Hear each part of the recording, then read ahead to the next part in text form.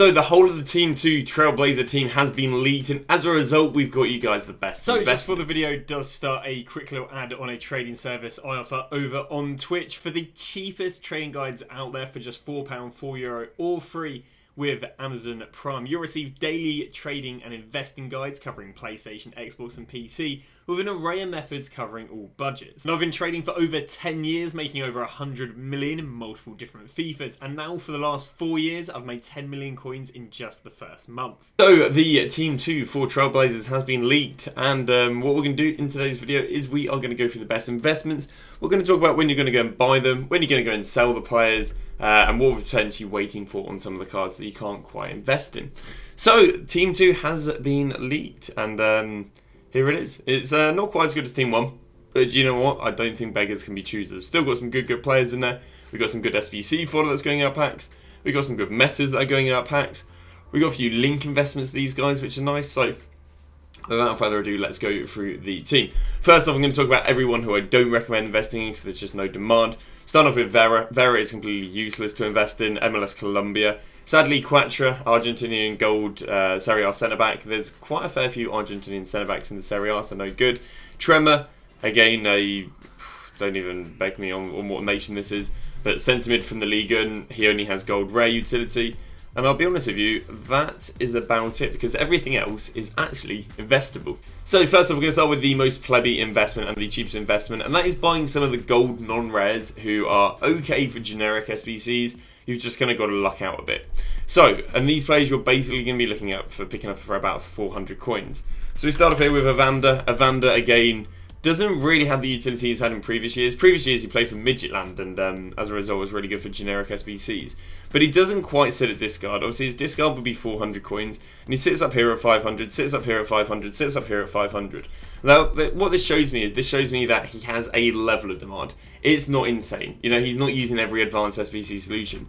But do you know what? If you pick him up for 400 coins, that is a really decent pickup because it's discard and you've got a chance of a generic SBC. So the same goes to the next player, which is Golovin. Golovin, again, if I can spell his name properly, doesn't have the best utility, but he sits in the exact same boat. You know, he's up here to 550. He's up here at 500. Is it Monaco? No, Monaco aren't favoured to be a marquee matchup. It's Nice versus Marseille. So could be a Ligue 1 team, which could be good for him. Now, if you wonder why on earth does he hold a bit of value, it's because if we go to Ligue 1 and we go to left mids, the Ligue 1 does have a lack of default left mids. What do we have? 1, 2, 3, 4, 5, 6. So again, that might look like a lot, but that was only one rare and the rest are non-rare. So the Ligue 1, due to having to an extent a lack in left mids, is makes him okay for SBCs. Again, not crazy, but okay. We then move to Ward Prowse, and Ward Prowse last year would have been so good out of packs. The reason for that is because he was like an 81 rated card. 81 rated non-rares, because they're some of the highest rated non-rares in the game, are really good to go for. Sadly this year he's rubbish and he's being used for generic SBCs actually. But yeah, he just doesn't really have the best utility. I mean, it's not bad actually.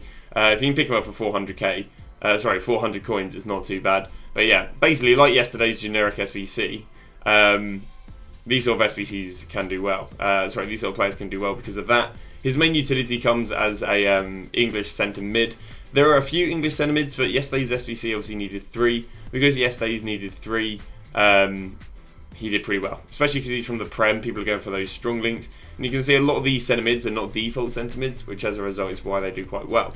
So there is your second player of Ward Prowse. So now moving underway with the last player that is okay for generic SBCs. Divra forget as well. Danilo is pretty useless as well. And that's Kubo. So Kubo, like we said earlier, is a high-rated non-rare. High-rated non-rares can do very well because these cards are, you know, not in packs. Now, some of these cards, I guess, are a little bit inflated. If you do want to go and buy them, just go and buy them with Division Rival rewards on Thursday morning or with marquee matchups Thursday evening. Just because it really doesn't hurt, and again, they'll literally be sitting at discard, and who knows what generic SBCs we get next week to potentially make them rise. We'll now move to the second bit, which is SBC fodder. Now, SBC fodder that goes out of packs does very well because they're consistently using SBCs, but not resupplied due to being in packs. So SBC fodder from the team is going to be Julian Brandt. We then have Riyad Mahrez, and we have the likes of Kane. It is very surprising that there is not more SBC fodder, but these are your players.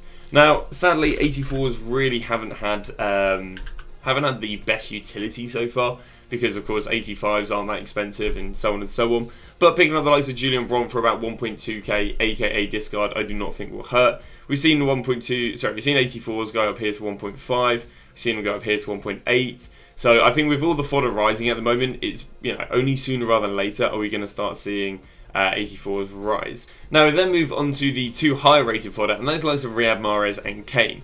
Now the problem is yesterday's SBC actually rose Riyad Mahrez, not too significantly, but slightly.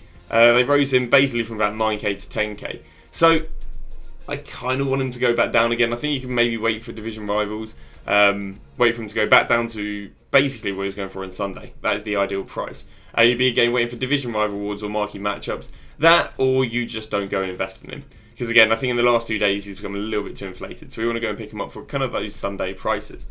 Same with Kane. Kane, especially yesterday, which is very lucky because I did recommend people buying him at 50k yesterday, went all the way to his max price range of 60k.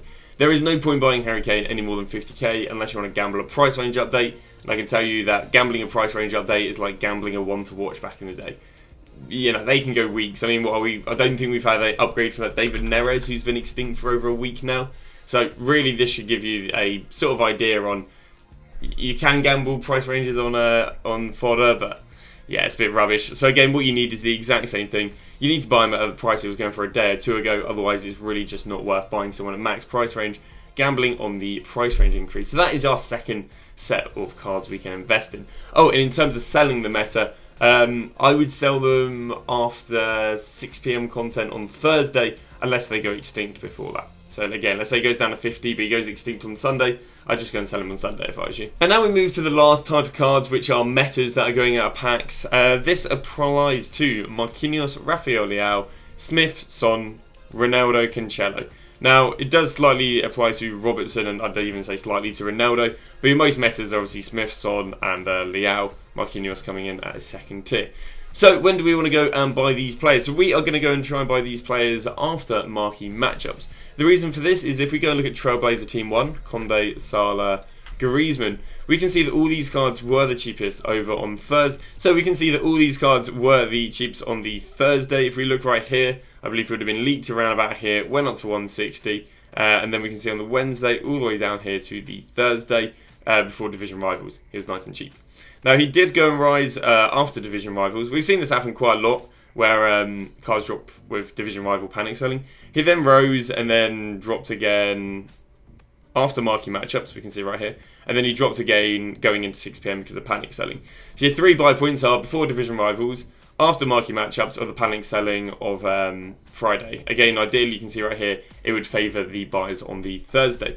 We can see the exact same thing happen here with Mohamed Salah. If we go to 14 days, we can see that you get here onto the Wednesday, and then he's panic sold here before division rival rewards. We can see he's panic sold here again after marquee matchups, and a panic selling here. We can see they do very, very well out of packs. Mo Salah gone from 210 all the way up here to 270. And again, we can do the exact same thing with Griezmann. This is just basically really hammering this trend. We can see that he got cheap here on the Thursday before division rivals, then with marquee matchups, and he didn't have as much of a panic selling on Friday.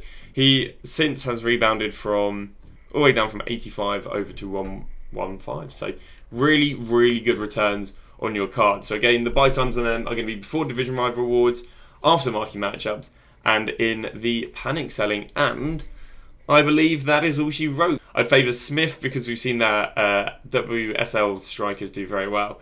And I think you could probably also go for, Leao and Son.